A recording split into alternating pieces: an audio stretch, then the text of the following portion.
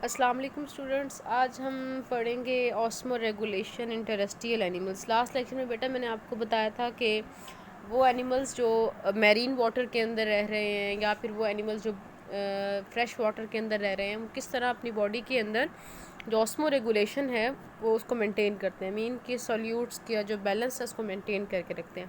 अब हम उन एनिमल्स की बात करेंगे जो कि ज़मीन पे रहते हैं, टेरेस्ट्रियल हैं, वो किस तरह अपनी बॉडी के अंदर ऑस्मो रेगुलेशन करते हैं, किस तरह मेंटेन करते हैं अपनी बॉडी के अंदर ऑस्मोटिक बैलेंस को। तो आज हम पढ़ेंगे द मेजर प्रॉब्लम, मतलब कि मेजर प्रॉब्लम क्या हो सकती है आपके ख्याल में कि जो टेरेस्ट्रियल लाइफ है, ज़मीन के ऊपर रहने वाले जितने भी ऑर्गेनिज्म हैं उनका मेजर प्रॉब्लम सिर्फ एक है।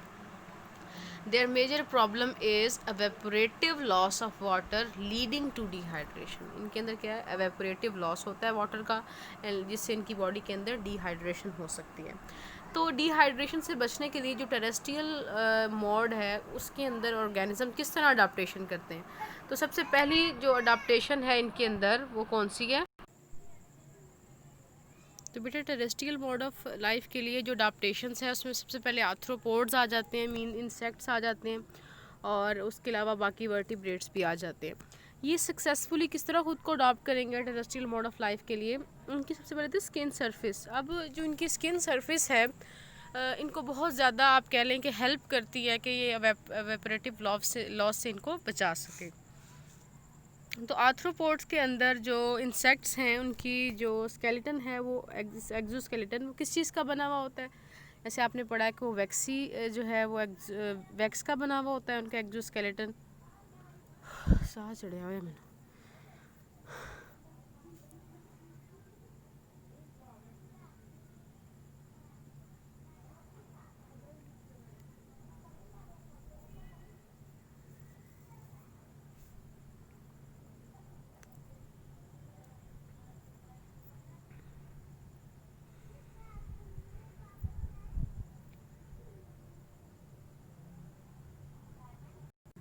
बेटा हम पढ़ रहे थे कि आर्थ्रोपोड्स के अंदर जो इंसेक्ट्स होते हैं उनकी जो है वो स्किन एक्जोस्केलेटन जो होता है उनका वो किस चीज़ का बना हुआ होता है, वो क्यूटिकल का बना हुआ होता है, वैक्सी क्यूटिकल का बना हुआ होता है। उसमें क्यूटिन होता है ताकि इनके अंदर जो वाटर का लॉस है वो क्या हो, बहुत ज़्यादा कम हो, बिल्कुल मिनिमम हो। मोस्टली जो टेरेस्ट्रियल वर्टिब्रेट्स होते हैं उनकी जो स्किन है बेटा वो मल्टी लेयर्ड होती है और डेड कैराटिनाइज स्किन होती है जो इनको बचाती है वाटर लॉस से। फिर आ जाती हैं मेटाबॉलिक एंड बिहेवियरल अडाप्टेशंस। अब ये कौन सी होती हैं। अब कुछ डेजर्ट्स में रहने वाले एनिमल्स हैं, फॉर एग्जांपल कैंगरू रैट है। कैंगरू रैट के पास क्योंकि वाटर की अवेलेबिलिटी तो ज़्यादा नहीं होती, तो ये पानी जो है वो उसको इनटेक नहीं कर सकता उसका ज़्यादा।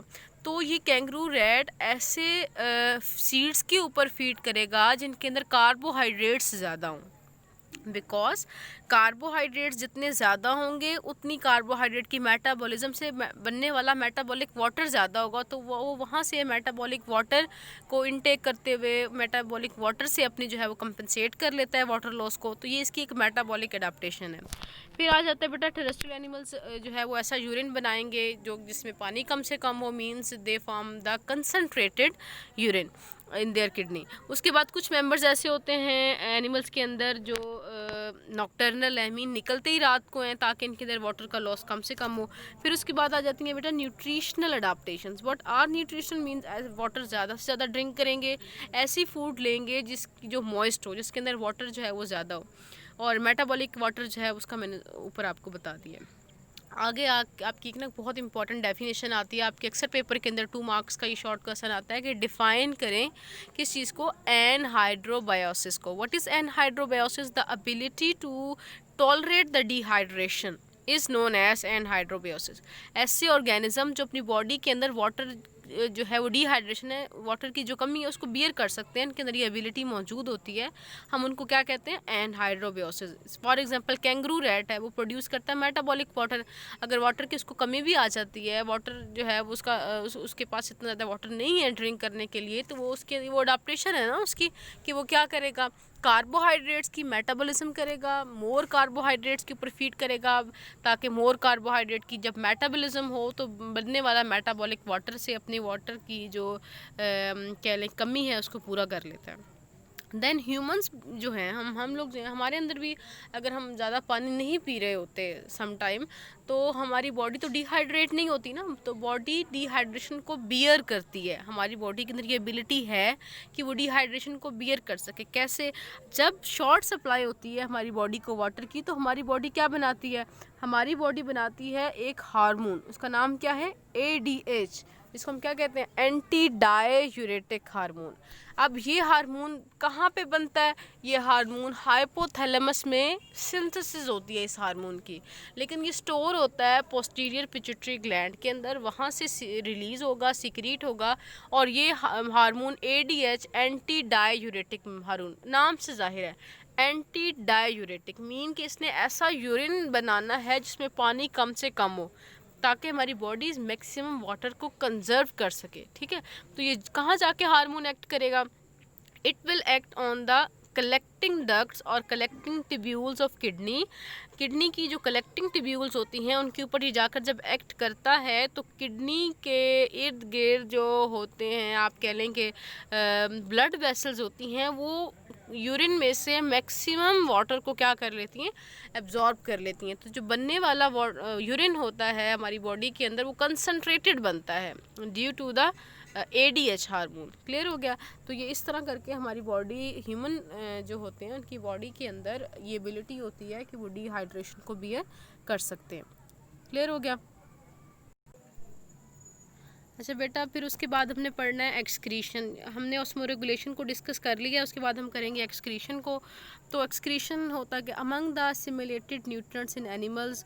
अब एनिमल्स के अंदर कार्बोहाइड्रेट, लिपिड्स, जब इनकी मेटाबॉलिज्म होती है, कार्बोहाइड्रेट और लिपिड्स की जब मेटाबॉलिज्म होती है, तो बनता क्या है?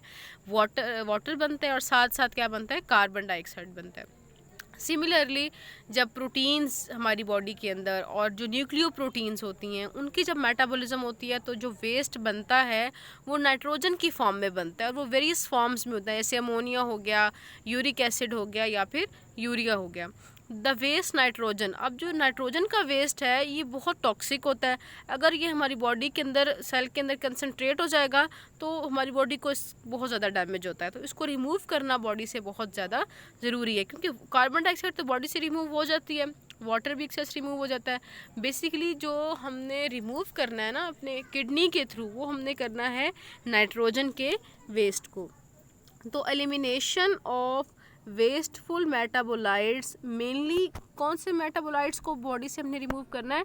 नाइट्रोजन के, नाइट्रोजनस वेस्ट जो है उसको, वो क्या कहलाएगा? Excretion. In contrast the mechanism. अब आप देखें जो मैकेनिज्म है, प्लांट्स के अंदर एक्सक्रीशन का मैकेनिज्म डिफरेंट होगा और एनिमल्स के अंदर डिफरेंट होगा। तो जिस तरह हमने ऑस्मो रेगुलेशन पहले प्लांट्स में पढ़ी, फिर एनिमल्स में पढ़ी, इसी तरह हम एक्सक्रीशन को पहले प्लांट्स में पढ़ेंगे और उसके बाद फिर हम इसको पढ़ेंगे एनिमल्स में। तो प्लांट्स इन देयर ऑटोट्रॉफिक, जब प्लांट्स फूड बना रहे होते हैं, ऑटोट्रॉफिक उनका मोड होता है, तो प्लांट्स क्या बनाते हैं? ऑक्सीजन। और इन metabolism produce carbon dioxide and water.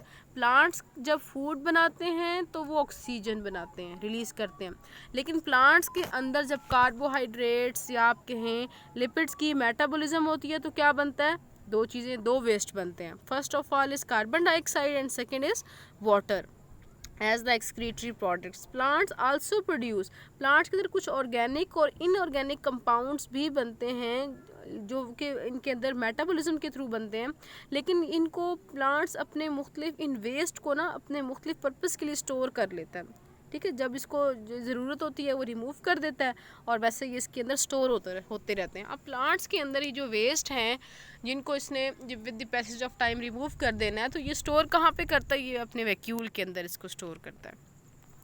Clear हो गया? फिर प्लांट सेल्स के अंदर इसीलिए जो लार्ज वैक्यूल है वो इसीलिए बड़ा होता है ताकि उसके अंदर वेस्ट वगैरह को स्टोर किया जा सके।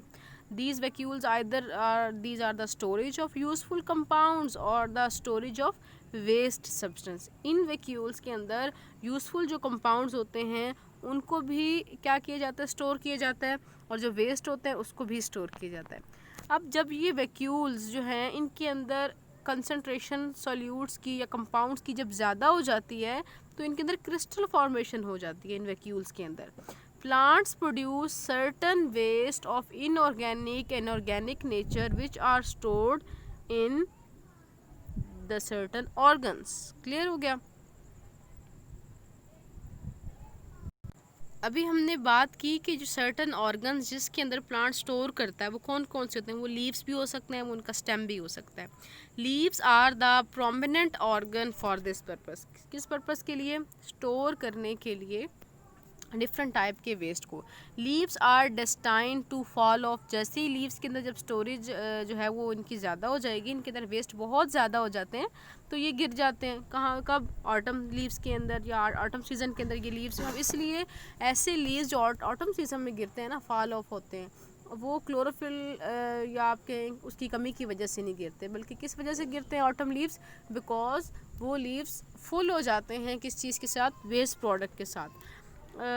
और die off as happen in leaves and stock of certain bulbs. इसके अलावा कुछ बल्ब्स ऐसे होते हैं, जैसे ब्लू बेल हो गया, इसकी अंडरग्राउंड इनका स्ट्रक्चर होता है प्लांट्स का, जिसके अंदर ये वेस्ट प्रोडक्ट को क्या करते हैं? स्टोर करते हैं।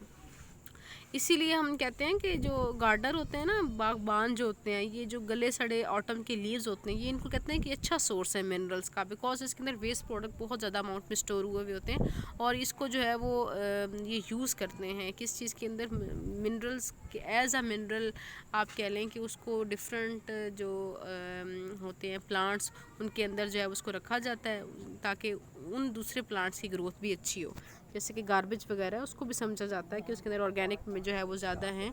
इसी तरह जो हमारे पास होते हैं ऑटम लीव्स, वो फुल होते हैं, गुड सोर्स होते हैं मिनरल्स का, तो उनको गार्डनर जो है वो यूज़ कर सकते हैं। जो फॉलिंग होते हैं ना ऑटम लीव्स का, येलो होते हैं लीव्स ऑटम सीजन में, वो इस वजह से नहीं होता कि उनके अंदर क्लोरोफिल की कमी है, वो इस वजह से है because they are accumulated with full of waste. That's why these leaves are known as are said to be excretophore। ऐसे लीव्स जो कि वेस्ट प्रोडक्ट्स को स्टोर करते हैं और ऑटम के अंदर फॉल ऑफ हो जाते हैं, they are known as excretophore। अब according to an explanation, the change in colour in these leaves is not due to removal of chlorophyll as the microscopic examination of autumn leaves. जब autumn leaves का microscopic examination किया गया है तो ये देखा गया है कि these autumn leaves are loaded with pigmented compounds. गिरने से पहले इनके अंदर बहुत से पिगमेंटेड कंपाउंड्स होते हैं जो कि टॉक्सिक मटेरियल जैसे कि हैवी मेटल्स वगैरह होती हैं, जिसकी वजह से इनके अंदर येलो होने का प्रोसेस जो है वो प्रोसीड होना स्टार्ट हो जाता है। क्लियर हो गया। उसके बाद कुछ ट्रीज़ जो हैं उनके जो कुछ ट्रीज़ डिपॉजिट करते हैं स्ट्रेंज केमिकल को अपनी ब्रांचेस के अंदर भी, कुछ ट्रीज़ की ट्रंक्स के अंदर भी वेस्ट प्रोडक्ट स्टोर होता है, स्पेशली जो इनका जो प्लांट्स के अंदर ओल्ड जाइलम होता है जिसका कोई भी फंक्शन नहीं होता। ओल्ड जाइलम क्योंकि उसका काम ख़त्म हो जाता है, उसकी कंडक्शन नहीं होती, वो ओल्ड जाइलम होता भी ट्रीज़ और जो जितने भी प्लांट्स हैं उसके मिडल में होता है। अक्सर आपने देखा होगा ना, प्लांट्स और बड़े बड़े जो दरख्त होते हैं, ट्रीज़ होते हैं, उनका जो मिडल वाला हिस्सा उनको काटे ना लकड़ी, दरमियान से वो ब्लैक हुआ वो होता है।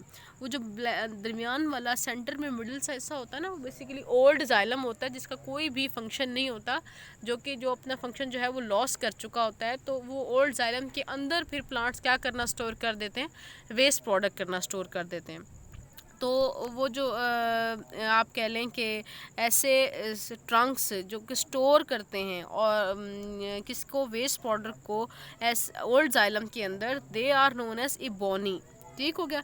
सम trees deposit strange chemicals in their branches and trunks specially in old xylem which is no longer use for the water transport. This take place in ebony. उस ब्लैक वुड को हम क्या कहते हैं? इबोनी कहते हैं, जो सेंटर के अंदर होती है। और जो है इसको जो है प्लांट बड़ा एफिशिएंटली जो है वो यूज़ करता है, तो प्लांट्स को इसका जो है वो फ़ायदा भी हो जाता है। तो अब आपको पता चल गया होगा कि जो ट्रंक्स होते हैं बड़े जो है ट्रीज़ के, वो सेंटर से ब्लैक ही होते हैं, और वो जो उनका सेंटर जो उनका ब्लैक होता है वो क्या कहलाएगा? इबोनी कहलाएगा। क्लियर हो गया। Some plants will actively secrete waste products. कुछ प्लांट्स जो है वो सॉइल के अंदर अपने वेस्ट प्रोडक्ट को जो है वो एक्टिवली सीक्रेट करते रहते हैं, और जब वो सॉइल के अंदर अपने केमिकल को, टॉक्सिक केमिकल्स को सीक्रेट करते हैं, तो यही टॉक्सिक केमिकल्स बाकी जो जर्म्स, बैक्टीरिया वगैरह होते हैं उनके अगेंस्ट भी, इनको वेपन्स के तौर पर भी ये प्लांट्स इसको यूज़ कर सकते हैं। Some plants will actively secrete waste compounds into the soils, occasionally using them as a chemical weapons against other competing plants। जैसा कि हो गया कॉनिफर्स जो प्लांट्स हैं वो इसी तरह अपने केमिकल या वेस्ट को, टॉक्सिक वेस्ट को यूज़ करते हैं फॉर केमिकल वेपन्स। क्लियर हो गया।